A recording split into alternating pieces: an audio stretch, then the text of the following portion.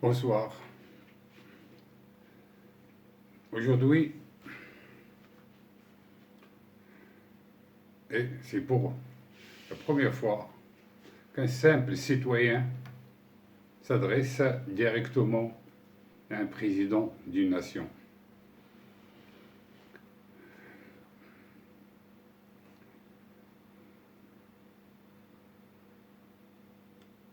C'est après avoir bien réfléchi que j'ai décidé d'enregistrer cette vidéo pour éclaircir quelques points qui échappent à Monsieur le Président français, Monsieur Macron. Avec tout le respect que je vous dois, Monsieur le Président, je tiens à vous dire que pour s'adresser à une nation directement,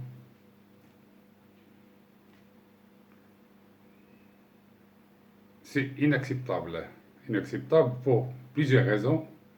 Je vais essayer d'éclaircir maintenant. La raison la plus forte est que le pays à qui vous vous adressez a une totale souveraineté et un peuple qui a un roi. Si vous vous adressez directement au peuple, en ignorant son roi, alors il y a deux choses que je vais vous dire et que vous n'avez pas pris en considération. La première, c'est que vous avez des mauvais conseillers. Des mauvais conseillers, ah oui. Si vous en laissez parler comme ça directement, en vous adressant à un peuple, c'est que vous avez des mauvais conseillers tout autour. Une mauvaise gestion politique, c'est grave. Ça se fait pas. J'ai jamais vu ça auparavant. C'est la première fois qu'un président s'adresse à un peuple en ignorant son roi. Et vous avez oublié que le roi du Maroc et le peuple marocain ne font qu'un.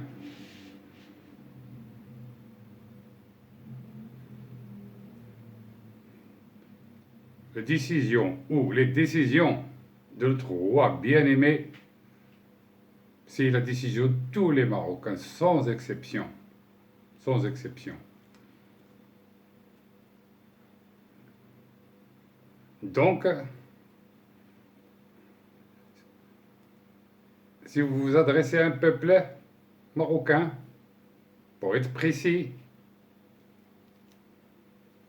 c'est que vous souhaitez avoir une réponse qui dépasse le droit et ce qui est inaccessible, encore une fois. Monsieur le Président Macron, vous êtes en train de perdre pied. Je vais vous expliquer pourquoi. Peut-être que vous le savez déjà, mais je vais vous éclaircir un peu les idées.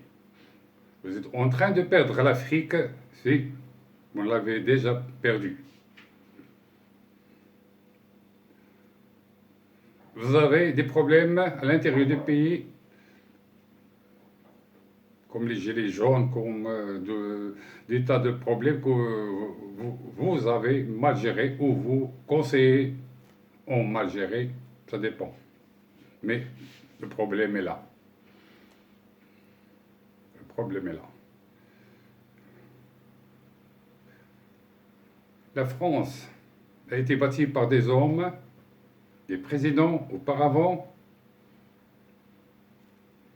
qui ont structuré et mis la France sur une voie qui est aujourd'hui, je ne sais pas si je peux le dire, mais qui commence à dégringoler peu à peu. Parce que si vous avez perdu l'Afrique et vous n'êtes pas en mesure de gérer vos affaires extérieures avec des pays plus forts encore, comme l'Amérique, le Japon, la Russie, et j'en passe, parce qu'aujourd'hui, les guerres ne font plus, ou ne se font plus par des armes, mais il y a d'autres moyens beaucoup plus efficaces qui se font dans le calme total. Dans le calme total. Et le pire des choses, ou qui est encore plus pire, ce que votre ministère de l'Extérieur a lancé, je crois, que une visite du président Macron était programmée pour, ou vers, pardon, je m'excuse, vers le Maroc. Le Maroc n'a aucune idée là-dessus, personne n'a je sais pas, ça se fait des rencontres comme ça se fait pas d'une partie, mais de deux parties, avec un accord préalable, et c'est toute une procédure des négociations au haut niveau, parce que nous avons un roi, s'il n'accepte pas conditions, personne ne le sait, mais ce sont les politiciens qui parlent là-dessus, qui vont décider, c'est le roi du Maroc qui décide s'il accepte, comme d'ailleurs votre aide que vous avez proposée, qu'elle a été refusée, pour des raisons que nous, les Marocains, là encore, je veux citer nous, le peuple marocain, on ne cherche pas à savoir pourquoi. Notre roi bien-aimé a décidé, on a décidé comme ça, nous aussi, on est d'accord là-dessus, sans même savoir les raisons, les vraies raisons. Même si nous avons nos idées, mais c'est l'idée de notre roi bien-aimé. Donc,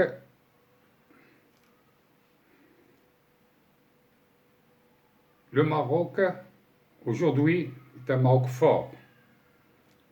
Il a démontré à plusieurs reprises, c'est pas uniquement par cet état de séisme qui a montré encore une fois et démontré que le peuple marocain est fort. Le Maroc est fort par son intégrité. C'est bien. Nous, je vais vous le dire, franchement, nous n'avons pas de pétrole, nous n'avons pas de gaz, mais les ressources humaines,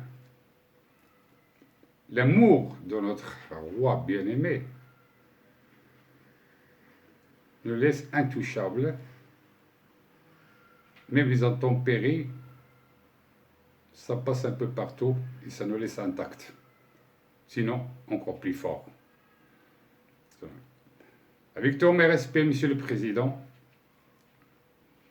je vous conseille, en tant que citoyen marocain simple, je ne suis ni homme d'autorité, je ne suis ni politicien, mais un simple citoyen marocain qui, je vous le demande encore une fois, être un peu sérieux dans vos discours et dans les pas que vous allez faire au futur pour ne pas encore perdre beaucoup de valeurs, et je parle de vous uniquement, mais les vraies valeurs et le patrimoine français en général. Parce que le pays aujourd'hui n'est pas assez grand par sa force militaire. On sait très bien que la France est une puissance nucléaire, mais l'Inde aussi l'est. L'Inde aussi, c'est une puissance nucléaire. Elle possède une bombe. Le Pakistan. Et pourtant, vous savez la situation économique comme elle est là-bas. Mais, comme vous voyez, un pays fort,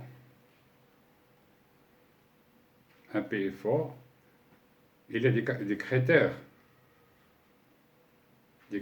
qui seront pris à l'avenir pour définir les vrais pays forts.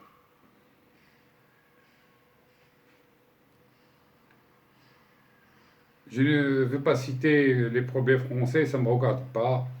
Les affaires intérieures du pays français ne me regardent pas. C'est à vous de gérer, bien sûr, avec tout l'aspect que je dois et que je dois à tous les Français. Et encore une fois,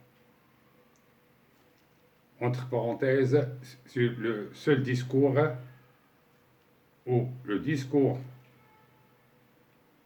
que j'ai entendu en vous adressant aux Marocains, et je vous dis encore que vous n'avez pas le droit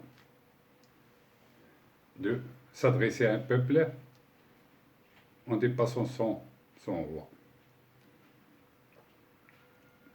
Au moins nous avons un roi.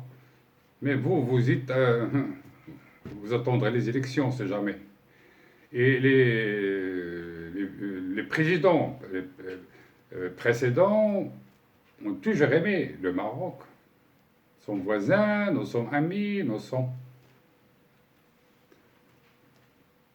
Mais aujourd'hui, ce que nous voyons avec nos voisins, il faut être très très intelligent. Le vrai politicien, il faut y aller délicatement, doucement, mais sûrement. Il faut gagner du terrain, d'autres amis, des pays amis, peu importe, en Afrique, en Asie, en Amérique latine, je ne sais pas moi. C'est ça qui fait la force d'un pays. Je vois aujourd'hui que la situation où le monde entier commence à bouger, je parle géologiquement, je parle des intempéries, des inondations, des tremblements de terre, des failles, je ne sais pas quoi, des tsunamis, Bon, ça c'est d'une partie, il faut prendre ça en considération. Et pour éclaircir un point qui est très très important, qu'il faut souligner, c'est que les Marocains, derrière notre roi bien-aimé, nous n'avons pas d'ennemis. Les Marocains, par exemple, avec les Algériens, ce sont nos voisins. Il y a des conflits, il y a des malentendus, mais ça reste toujours entre les gouvernements. Mais, autant que citoyens, nous aimons les Algériens aiment les Marocains. Malgré quelques virus qui essaient de... Bien sûr, ils sont peut-être payés pour ça, ils ont des idiots un peu étranges, je ne sais pas. Mais en général, nous n'avons pas d'ennemis. Nous aimons, les Marocains aiment tout le monde. Tout le monde est le bienvenu ici au Maroc.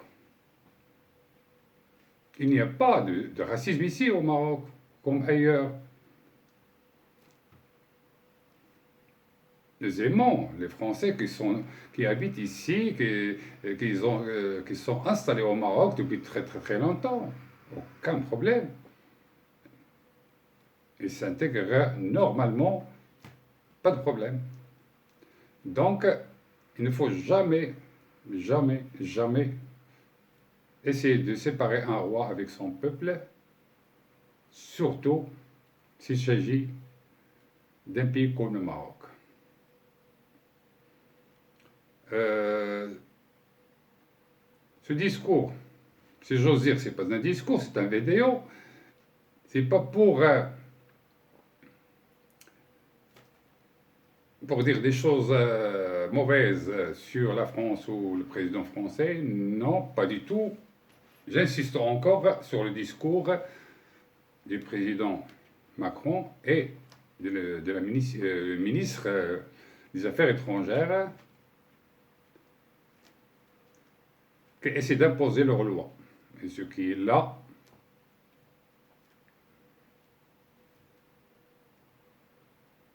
inacceptable, inacceptable, inacceptable. C'est au roi marocain de décider qui peut aider, qui ne peut pas. Et ça reste là, un point c'est tout. Il ne faut pas s'adresser aux Marocains pour contrarier. Ce n'est pas une politique. Et ça ne se fait pas. Et j'ai jamais moi-même vu ça auparavant. Avec tout le respect que je vous dois, Monsieur le Président. Et pour ne pas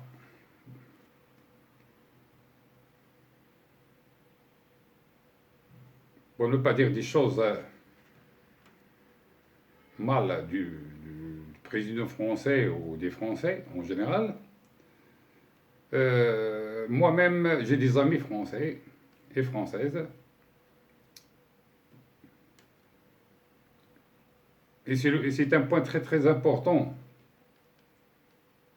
que je vais entamer maintenant, c'est que presque, je dis pas tout le monde, mais presque la moitié des citoyens français, belges, suisses, hollandais, quoique toujours le Maroc, on circule en chameau, avec des djellabas et des babouches.